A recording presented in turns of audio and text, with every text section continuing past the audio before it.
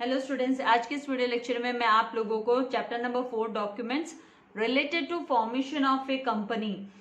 की जो एक्सरसाइज का क्वेश्चन नंबर 6 है, जस्टिफाई द फॉलोइंग स्टेटमेंट्स, उसके जो रिमेनिंग जस्टिफिकेशन वाले स्टेटमेंट्स थे वो एक्सप्लेन करने वाली हूँ। तो इसका एक्सप्लेनेशन स्टार्ट करने से पहले मैं आपसे रिक्वेस्ट करूंगी कि अगर अभी तक आपने चैनल को सब्सक्राइब नहीं किया है तो जल्दी से चैनल को सब्सक्राइब कर बेल आइकन बटन को प्रेस कर लीजिए ताकि आपको लेटेस्ट वीडियो के नोटिफिकेशंस मिलता रहे। डियर स्टूडेंट्स, आप लोगों को इसके लिए कोई पेमेंट नहीं देना है। ये चैनल पे जितना भी कंटेंट अवेलेबल है वो आप लोगों के लिए 100% फ्री ऑफ कॉस्ट है। कोई भी मिनिमल चार्ज भी आपसे फ्यूचर में भी कभी भी नहीं लिया जाएगा। तो ज़्यादा से ज़्यादा अपने फ्रेंड्स के साथ भी शेयर कीजिए ताकि इसका बेनिफिट आपके फ्रेंड्स भी ले सके। तो यहाँ पर जो क्वेश्चन नंबर 4 है, क्वेश्चन नंबर 3 तक ऑलरेडी हम लोगों ने सॉल्व कर लिया था, मतलब मैंने आप लोगों को एक्सप्लेन कर दिया था। आज हम करेंगे क्वेश्चन नंबर 4 जिसमें doctrine of indoor management prospectus outsider who are unaware of correctness of internal proceedings of a company। तो यहाँ पर इसको हमें जस्टिफाई करना है कि डॉक्ट्राइन ऑफ जो इंडोर मैनेजमेंट है वो प्रोटेक्ट करता है आउटसाइडर्स को, जो बाहर के लोग बाहर के हैं, who are unaware of correctness of internal जो प्रोसीडिंग्स है कंपनी के, उससे जो अनअवेयर रहता है तो उससे प्रोटेक्ट करता है। तो सबसे पहले हमको लिखना है कि it is an accepted fact, ये एक सच्चाई है जिसे अग्री किया गया है दैट सर्टेन इन्फॉर्मेशन, कुछ information which is internal to a company, जो कि कंपनी की इंटरनल इन्फॉर्मेशन होती है, can not be known by the outsiders, उससे ना आउटसाइडर्स को मतलब डिस्क्लोज नहीं किया जाता है। Hence, they act in accordance to the information they get from the memorandum of association and articles of association के हिसाब से ही वो एक्ट करते हैं जो आउटसाइडर्स होते हैं। Now doctrine of indoor management ये क्या स्टेट करता है, तो इट स्टेट्स द पर्सन, ये बताता है कि जो पर्सन एंटर करता है कॉन्ट्रैक्ट में आता है, मतलब कंपनी के साथ कॉन्ट्रैक्ट करता है, नीड नॉट इंक्वायर, वो है ना इंक्वायरी नहीं करता है वेदर द कंपनी और इट्स ऑफिसर्स, कंपनी या उसके ऑफिसर्स है ना वो है ना जो इंटरनल प्रोसीडिंग्स है, जो कंपनी के इंटरनल प्रोसीजर्स है वो फॉलो कर रहे हैं या नहीं कर रहे, जो कि आर्टिकल्स ऑफ एसोसिएशन में स्टेटेड है, उससे उनको कोई लेना देना नहीं है कि भाई इंटरनल मैनेजमेंट इंटरनल प्रोसीडिंग्स को फॉलो कर रहे हैं या नहीं कर रहे, उससे है ना आउटसाइडर पर्सन को कोई लेना देना नहीं होता है। So it is assumed that, तो ऐसा माना जाता है कि the company acts as its as per its memorandum and articles of association. तो वो यही मानकर चलता है, कोई भी आउटसाइडर जो कॉन्ट्रैक्ट में आता है, कंपनी के साथ कॉन्ट्रैक्ट साइन करता है, वो यही है ना मानकर चलता है कि कंपनी जो है वो वर्कआउट कर रही है एज पर जो उसके मेमोरेंडम ऑफ एसोसिएशन में मेंशन है और आर्टिकल्स ऑफ एसोसिएशन में जो मेंशन है उसके तहत ही कंपनी काम कर रही है। So doctrine of indoor management protect करता है, जो इंडोर मैनेजमेंट डॉक्ट्राइन है वो प्रोटेक्ट करता है the interest of the outsiders, outsiders के जो बेनिफिट्स है, जो वेलफेयर के लिए भी वो काम करता है when they act based on the memorandum and articles of association of a company as outsiders are not bound to, क्योंकि आउटसाइडर को ये हक ही नहीं होता है कि भाई उनके जो कंपनी के इंटरनल जो प्रोसीडिंग्स है, जो रेगुलरिटी सिस्टम है उसके तहत कंपनी काम कर रही है या नहीं कर रही है, उससे उन्हें कोई लेना देना नहीं। वो ये मान कर ही चलते हैं, एज्यूम कर ही चलते हैं कि कंपनी जो है वो वर्कआउट कर रही है as per the memorandum and articles of association के हिसाब से ही वो अपना प्रोसीजर, अपना काम, अपनी वर्किंग एक्टिविटीज जो है वो कर रही है, उसी के तहत कर रही है। तो आई होप आपको ये समझ में आ गया कि इसीलिए जो करेक्टनेस है कि नहीं है, इंटरनल प्रोसीडिंग्स के हिसाब से काम करे कि नहीं करे, उससे है ना आउटसाइडर्स अनअवेयर रहते हैं, उनको कोई लेना देना नहीं होता है, क्योंकि जो डॉक्ट्राइन है, इंडोर मैनेजमेंट डॉक्ट्राइन है, वो ऑलरेडी प्रोटेक्ट करता है आउटसाइडर्स के वेलफेयर को, उनके बेनिफिट के लिए भी काम करता है। नाउ सेकेंड मतलब यहाँ पे जो फिफ्थ जो जस्टिफिकेशन है वो है prospectus is an important document. जो प्रोस्पेक्टस होता है वो इम्पॉर्टेंट डॉक्यूमेंट होता है issued by a public company, जैसे है ना पब्लिक कंपनी इशू करती है। तो प्रोस्पेक्टस होता क्या है, जैसे आप लोगों ने 10th स्टैंडर्ड में क्लासेस ली होगी, तो आप क्लासेस चूज करने के पहले आपने 2-3 क्लासेस का प्रॉस्पेक्टस लिया होगा जिसमें कि उनके सारे rules regulation fee structure everything mention रहता है। तो सेम वे जो कंपनीज होते हैं उनके भी प्रॉस्पेक्टस होते हैं। तो यहाँ पे prospectus is an important document issued by a public company. तो पब्लिक कंपनी को ये कंपल्सरी होता है प्रॉस्पेक्टस इशू करना। तो इसका आंसर में हम लिखेंगे कि when a public company is collecting capital by issuing shares issue कर जब कैपिटल रेज करती है कलेक्ट करती है जब public company to the public को शेयर्स इशू करती है तो टू इशू अ डॉक्यूमेंट, तो उस समय पर उन्हें एक डॉक्यूमेंट भी इशू करना होता है जिसे हम प्रॉस्पेक्टस कहते हैं, that is known as prospectus. एक बार फिर से रिपीट करूंगी कि when a public company is collecting capital, और किससे कैपिटल कलेक्ट करते हैं तो by issuing shares to the public को शेयर्स इशू करके has to issue a document called prospectus. तो उन्हें ना एक डॉक्यूमेंट इशू करना कंपल्सरी होता है ना, और वो डॉक्यूमेंट होता है प्रॉस्पेक्टस जिसे हम प्रॉस्पेक्टस कहते हैं। तो now prospectus is a document, ये वो डॉक्यूमेंट है विच कंटेन्स इंफॉर्मेशन, जिसके अंदर सारे डिटेल्ड इंफॉर्मेशन होते हैं अबाउट वेरियस एस्पेक्ट्स, जो कंपनी के पहलू है उसके फेजेस है कंपनी के, एंड जो एंड इनवाइट करती है इन्वेस्टर्स को टू बाय द सिक्योरिटीज। जो पब्लिक कंपनी जब प्रॉस्पेक्टस इश्यू करती है तो उसमें इन्विटेशन देती है, इनवाइट करती है, कंपनी ऑफर करती है अपने सिक्योरिटी शेयर्स ऑफर करती है इन्वेस्टर्स को बाय करने के लिए, वो मोटिवेट करती है। Now section 2 sub section 70 of companies act 2013 के तहत है ना प्रॉस्पेक्टस की डेफिनेशन दी गई है, जहां पर लिखा गया कि एनी डॉक्यूमेंट, कोई भी डॉक्यूमेंट प्रिस्क्राइब्ड और इशूड, प्रिस्क्राइब किया जाता है प्रिस्क्रिप्शन जिसको डिस्क्राइब्ड सॉरी, और इशूड एज अ प्रॉस्पेक्टस जिसमें डिस्क्राइब किया जाता है या एज अ प्रॉस्पेक्टस इशू किया जाता है, जिसके अंदर इंक्लूड्स होते हैं रेड हेयरिंग प्रॉस्पेक्टस और सेल्फ प्रॉस्पेक्टस और एनी नोटिस हो या सर्कुलर हो, एडवर्टीजमेंट हो, अदर डॉक्यूमेंट हो, मतलब ये इनमें से ये सारे डॉक्यूमेंट्स के नाम है।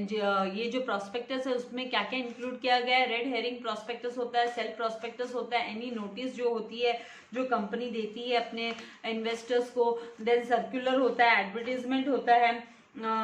एडवर्टीजमेंट, देन अदर डॉक्यूमेंट जो हम इनवाइट करने के लिए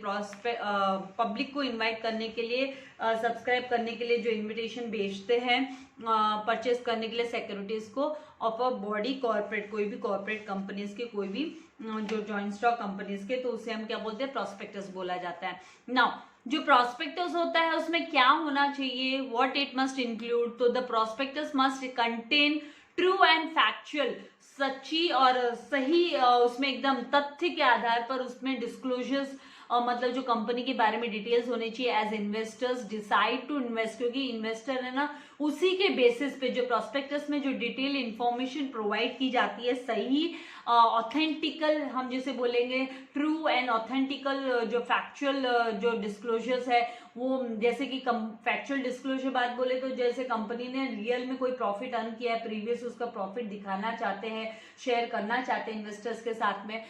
तो पब्लिक कंपनीज है ना शेयर कर सकते हैं, तो फैक्ट के आधार पर होना चाहिए, तथ्य के आधार पर होना चाहिए, ताकि क्योंकि उसके बेस पे ही जो इन्फॉर्मेशन जो दिए रहते प्रॉस्पेक्टस में उसके बेसिस पे ही है ना इन्वेस्टर्स अपना पैसा हार्ड मनी इन्वेस्ट करता है कंपनीज में। Hence prospectus is an important, इसलिए हम बोल सकते हैं कि जो प्रॉस्पेक्टस है वो इम्पॉर्टेंट डॉक्यूमेंट है issued by a public company, जो कि पब्लिक कंपनी इशू करती है। देन 6th क्वेश्चन यहाँ पर है, company and officers responsible for issuing prospectus, जो कंपनी है एंड ऑफिसर्स है वो रेस्पॉन्सिबल होते हैं प्रॉस्पेक्टस इशू करने के लिए, are liable for misstatements in the prospectus, अगर वो कोई भी गलत स्टेटमेंट, अगर कोई भी जो सच नहीं है, अनट्रूथफुल जो चीजें हैं वो डिस्क्लोज करते हैं या मिस स्टेटमेंट्स वो प्रॉस्पेक्टस में मेंशन करते हैं, तो उसके लिए वो जिम्मेदार होते हैं, कौन, कंपनी एंड उसके जो ऑफिसर्स रेस्पॉन्सिबल होते हैं इसके लिए जिम्मेदार होते हैं। तो यहाँ पर आंसर में हम लिखेंगे कि as the investors make their decision, क्योंकि है ना प्रॉस्पेक्टस क्यों कम जरूरी रहता है, जैसे मैंने आप लोगों को एग्जाम्पल दिया, आपने क्लासेस ज्वाइन करने के पहले, अभी तो मैं आपसे बोलूंगी कि अभी है ना आपको अगर मैक्सिमम सब ऑनलाइन ही चल रहा है तो आई डोंट थिंक सो कि आपको कोई भी क्लासेस ज्वाइन करने की जरूरत है, आपको ये चैनल पे सारे अवेलेबल कंटेंट मिलेंगे, तो 12th स्टैंडर्ड के लिए भी आपको कोई क्लासेस ज्वाइन करने की जरूरत नहीं है, save your parents money as well and साथ में अपना समय भी बचाइए। तो यहाँ पर कंपनी एंड ऑफिसर्स जो है वो इसीलिए रिस्पॉन्सिबल होते हैं क्योंकि जो इन्वेस्टर्स होते हैं वो अपना जो डिसीजन लेते हैं टू इन्वेस्ट, पैसा इन्वेस्ट करने के लिए, वो किस पे बेस्ड होता है, तो वो जो इन्फॉर्मेशन प्रॉस्पेक्टस में दी होती है अबाउट द कंपनी, कंपनी के कंटेंट्स उसमें रहते हैं, ट्रू एंड फैक्चुअल डिस्क्लोजर्स होते हैं कंपनी के, और तो उसी के आधार पर इन्वेस्टर्स अपना हार्ड मनी इन्वेस्ट करता है कंपनी में। तो इसीलिए केयर शुड बी टेकन, इसीलिए ना ध्यान रखना पड़ता है प्रोस्पेक्टस इश्यू करने के पहले कि जो भी इंफॉर्मेशन है वो एक्यूरेट हो, सही हो, and no material fact is omitted, जो भी इंपॉर्टेंट, मतलब no material fact is omitted मतलब मिस नहीं करना चाहिए, कोई भी जो जरूरी है इन्वेस्टर्स को पता होना चाहिए, तो वो सारी की सारी इंफॉर्मेशन है ना डिस्क्लोज करनी चाहिए। Now an untrue statement, untrue statement मतलब मिस स्टेटमेंट का मतलब होता है कि the statement which is misleading, जो कि मिसलीड करता है इन फॉर्म और कंटेंट, किसी भी जिसमें जो कंटेंट कंपनी के बारे में दिया गया रहता है उसमें अगर कुछ गलत दिया गया है, मिसलीड कर रहा है अगर इन्वेस्टर को, तो उसका पैसा फिर वेस्ट हो जाएगा। आने वाले समय में जब उसको सच्चाई पता चलेगी तो बहुत दुख होगा, वो लॉस होगा,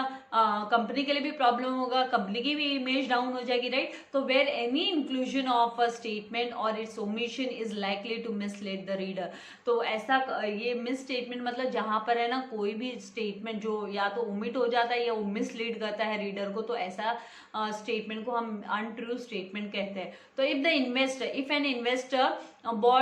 has bot shares of a company, अगर उसने कंपनी के शेयर्स खरीदे हैं बेस्ड ऑन अ प्रोस्पेक्टस को देखते हुए, और प्रोस्पेक्टस में जो डिटेल्स इंफॉर्मेशन दी उसके आधार पर अगर वो इन्वेस्टमेंट करता है, and which had misleading information, जिसके अंदर है ना गलत मिसलीडिंग इंफॉर्मेशन है और सप्रेस्ड मटेरियल इंफॉर्मेशन है, कि कुछ जो इंपॉर्टेंट इंफॉर्मेशन है जो छुपाई जाती है इन्वेस्टर्स से, अगर वो छुपी हुई है मटेरियल इंफॉर्मेशन जो जरूरी होता है जानना उनके लिए,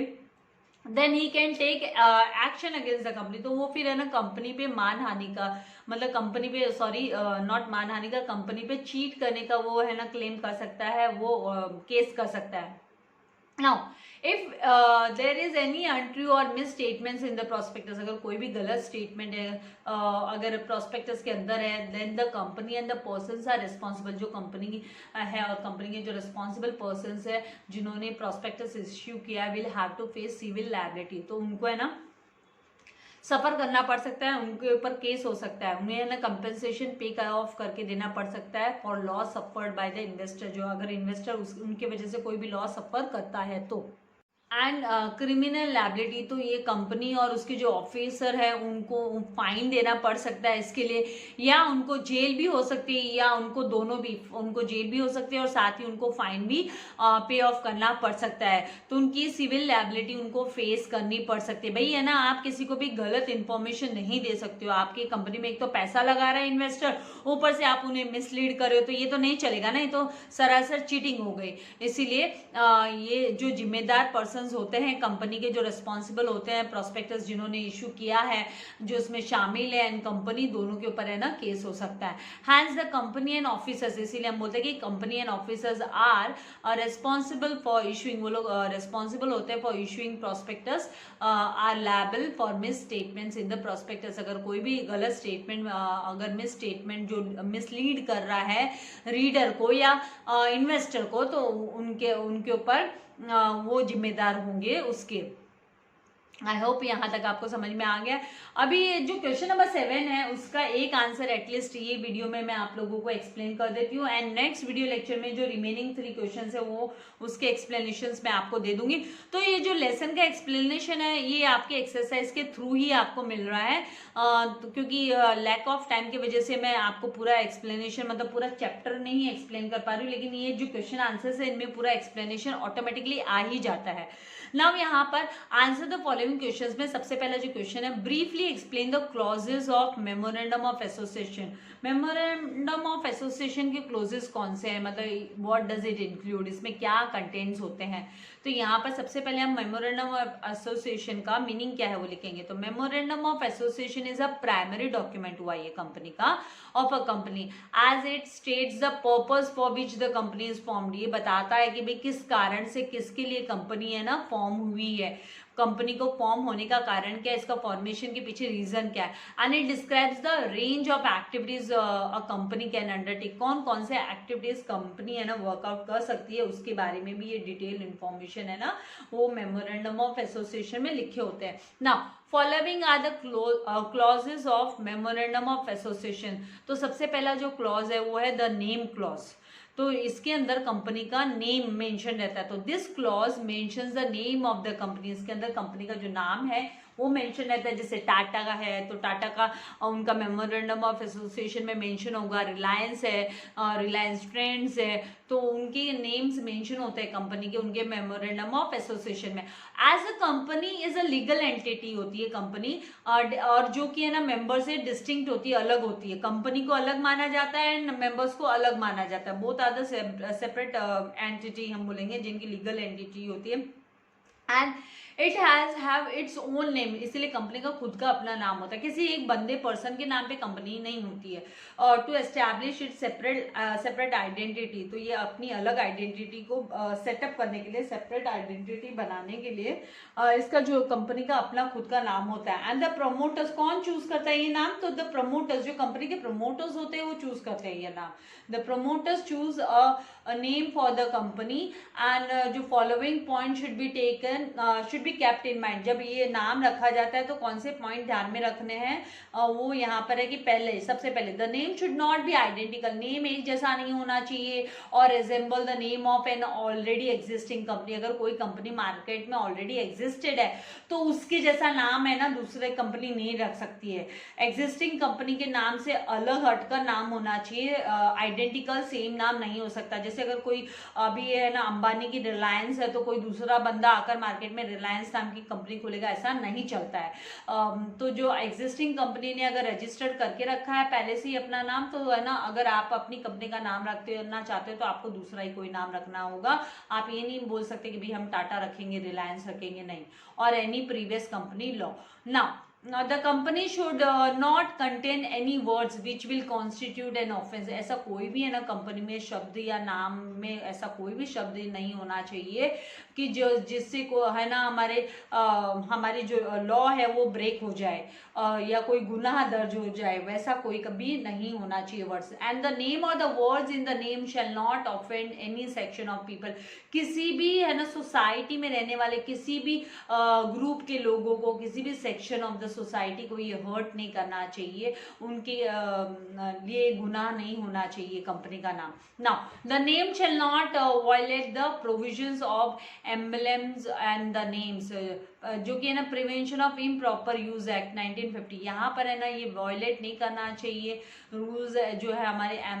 एम्बलेम्स एंड नेम्स है उनको वायलेट नहीं करना चाहिए। And the name shall not resemble any registered trademark, किसी भी कंपनी के रजिस्टर्ड ट्रेडमार्क का आइडेंटिकल नहीं होना चाहिए कंपनी का नाम। And the name should not have any word, कोई भी ऐसा वर्ड नहीं होना चाहिए कि that gives an impression that the company is connected with और has the support of central या स्टेट गवर्नमेंट का सपोर्ट मिल रहा है कंपनी को, या लोकल अथॉरिटी का सपोर्ट मिल रहा है, ऐसा कुछ भी उस वर्ड में नहीं होना चाहिए। इन case of a public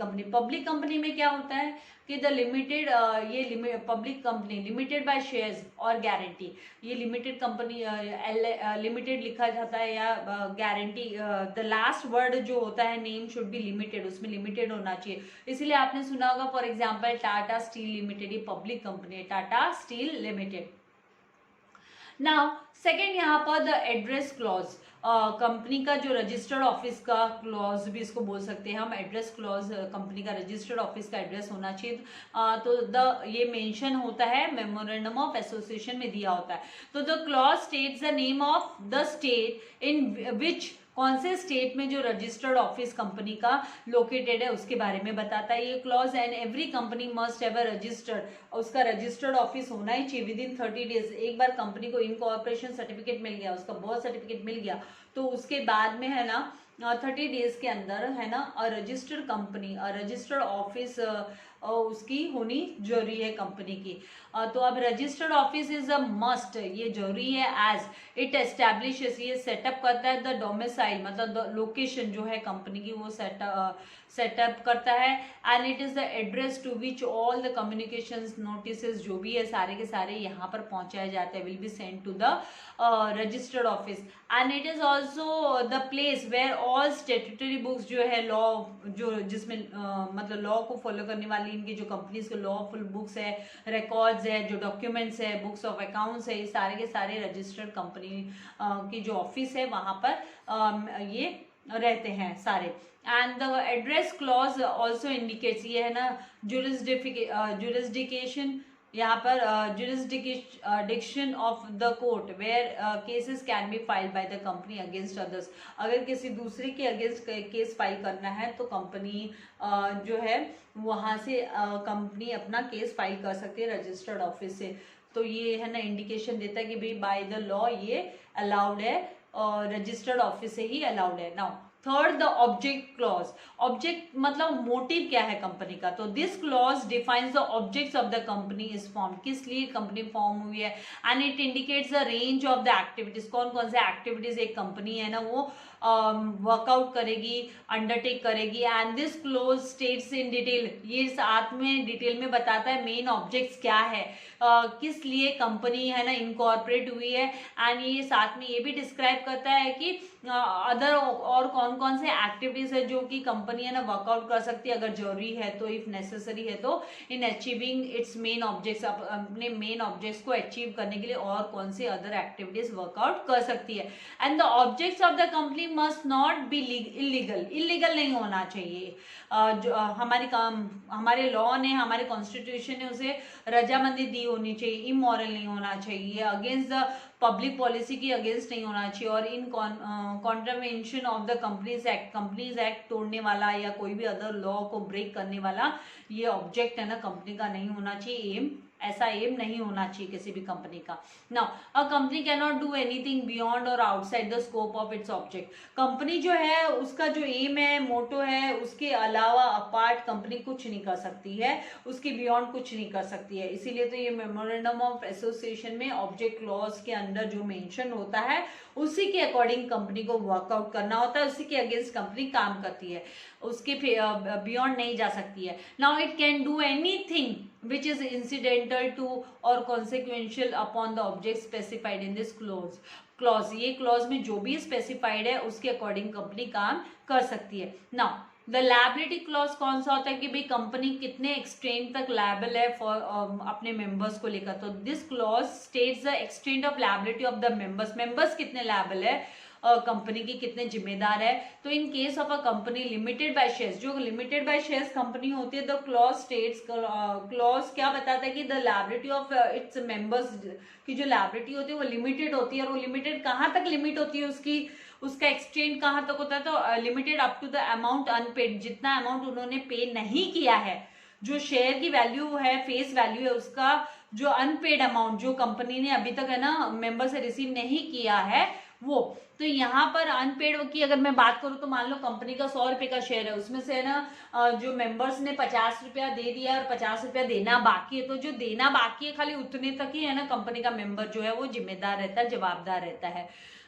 so similarity in case of a company limited by guarantee, अभी सेम सिमिलरली जो कंपनी बाय गारंटी होती है, लिमिटेड बाय गारंटी, उस कंपनी के लिए द क्लॉज स्टेट्स बताता है कि the amount which every member guarantees to pay, जितना वो है ना गारंटी करते हैं पे करने के towards the asset of the company at any time of winding up, जब है ना वाइंड अप होगी कंपनी, या अगर कोई भी जो खर्चा लगता है वाइंड अप के समय पर, जो भी एक्सपेंसेस लगता है, तो उसके लिए जितना मेंबर्स पहले गारंटी देते हैं उतने की ही वो जिम्मेदार होते हैं देने के। इन case of unlimited liability company, जो कंपनी अनलिमिटेड लायबिलिटी वाली कंपनी है विद और without share capital, this clause states that the liability of its member भी फिर अनलिमिटेड होती है, जो अनलिमिटेड लायबिलिटी वाली कंपनी होती है उसके मेंबर्स की लायबिलिटीज भी अनलिमिटेड होती है। नाउ फिफ्थ जो क्लोजर है उसमें है कि द कैपिटल क्लॉज, यहाँ पर कैपिटल क्लॉज में this clause states the amount of capital, कितना अमाउंट ऑफ कैपिटल जो है एक company, the company is registered, कितने अमाउंट के साथ वो रजिस्टर्ड हुए, 25 लाख, 1 करोड़, 25 करोड़, जो रजिस्टर्ड अमाउंट होता है वो, एंड इस कैपिटल को हम ऑथराइज कैपिटल भी बोलते हैं। तो this capital is hence called as registered capital and this is the maximum capital जो कि है ना कंपनी अपने पूरे लाइफ टाइम में ना रेज कर सकती है, authorised to raise, hence it is called as authorise capital. इसके लिए हम इसको ऑथराइज कैपिटल भी बोलते हैं, कितने की अथॉरिटी मिली है कंपनी को पूरे लाइफ टाइम में। In case of a company with share capital this clause states that total amount of share capital in terms of total number of shares कितना होगा and the fix value per share की कितनी होगी is called as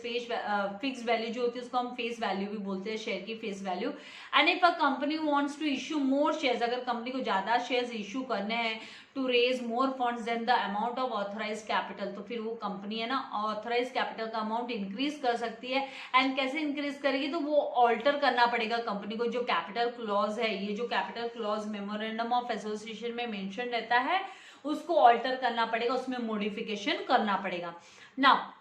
and उसकी रजामंदी भी लेनी पड़ेगी। नाउ द एसोसिएशन और subscription clause, this is the last clause है, ये जो 6th क्लॉज है वो लास्ट क्लॉज है मेमोरेंडम ऑफ एसोसिएशन का and it is placed at the end, और इसको सबसे लास्ट में रखा गया है। In this clause the subscribers जो होते हैं कंपनी के to the memorandum make a declaration, वो डिक्लेयर करते हैं क्या बोलते हैं वो, stating that they are desirous of the forming a company की, वो इच्छुक है, वो कंपनी को फॉर्म करने के लिए इच्छुक है as per the memorandum of association में जो मेंशंस है उसके हिसाब से वो कंपनी को सेटअप करना चाहते हैं, agree to take a certain number of shares, और वो तैयार है कुछ नंबर ऑफ शेयर्स लेने के लिए, अग्री हो रहे हैं वो in the capital of the company. And in case a public company के केस में क्या होता है, the memorandum must be signed by, कौन साइन करता है, एटलीस्ट 7 सब्सक्राइबर्स जो कंपनी के होते हैं उन्हें साइन करना मस्ट होता है। और प्राइवेट, जबकि है ना प्राइवेट कंपनी है वहां पर एटलीस्ट 2 सब्सक्राइबर्स, खाली 2 सब्सक्राइबर्स साइन करके देंगे मेमोरेंडम ऑफ एसोसिएशन तो चल जाता है, 1 सब्सक्राइबर। और इन केस ऑफ 1 पर्सन कंपनी, अभी 1 पर्सन कंपनी ही खुद इंडिकेट करे कि 1 पर्सन वाली कंपनी है तो ऑब्वियसली 1 सब्सक्राइबर ही वहां पर होगा। So each subscriber has to put his name, हर एक सब्सक्राइबर को अपना नाम, अपना एड्रेस, उनका जो ऑक्यूपेशन, उनका पेशा क्या है, बिजनेस क्या है, in the presence of at least 1 witness, एक विटनेस के सामने उनको साइन करके देना होता है, who shall also put in his details, और वो जो विटनेस होता है उसको भी अपनी डिटेल्स है वो लिखनी होती है, मेंशन करनी होती है। जब सब्सक्राइबर है वो अपना एड्रेस, नेम एंड ऑक्यूपेशन बताता है, विटनेस के सामने लिखता है, मेंशन करता है, उसी समय पर विटनेस को भी अपना सारा डिटेल्स देना होता है। तो आई होप आपको ये अच्छे से समझ में आ गया है। नेक्स्ट वीडियो लेक्चर में जो रिमेनिंग 3 क्वेश्चंस है वो मैं आप लोगों के लिए लेकर आऊंगी। तो तब तक के लिए आपको ये जो है स्टडी करना है, अपने खुद के नोट्स प्रिपेयर करने हैं, फ्रेंड्स के साथ वीडियो शेयर करना है, चैनल को सब्सक्राइब नहीं किया तो चैनल को सब्सक्राइब कर बेल आइकन बटन प्रेस करना है ताकि आपको लेटेस्ट वीडियो के नोटिफिकेशंस मिलते रहे। Thank you very much, God bless you all dear students.